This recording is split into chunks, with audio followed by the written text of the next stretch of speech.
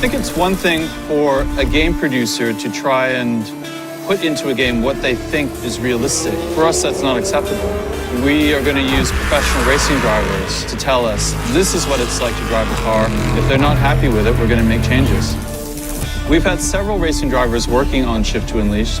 Tommy Milner has given a lot of feedback. Vaughn Gittin Jr. helped to shape the drifting experience. And Edward Sandstrom has been instrumental in setting up all the cars. Racing isn't sterile, it's gritty, it's violent, it's exhausting. We wanted to immerse players into that real environment. Team Need for Speed is a testing platform for us to understand what it's like to drive racing cars. Everything that we learned through operating the team is put back into the game. Nobody ever gets to experience my cars but me, and that's something that I've always wanted other people to get to experience. You know, it's kind of hard to just grab somebody and say, here, jump in this 1,400 horsepower all-wheel drive maniac machine. But something like this, you guys have actually captured what it's like, the sound, visual. You can see everything that's going on, seeing the fireballs come out of the exhaust and the hood. To me, it's amazing.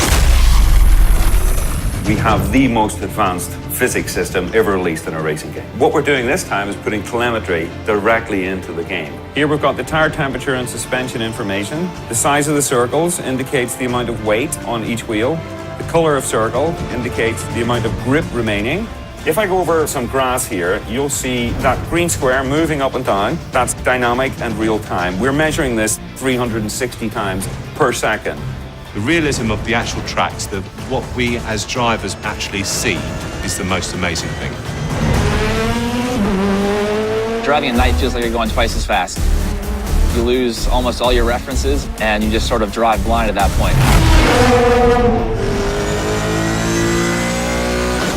Shift to Unleash has an incredible new view. It's called the helmet cam. Definitely realistic feature of the game. And the biggest part of that, I think, is the head movement and the look to the apex, which if you look at helmet cam video, you'll see that's the same motions.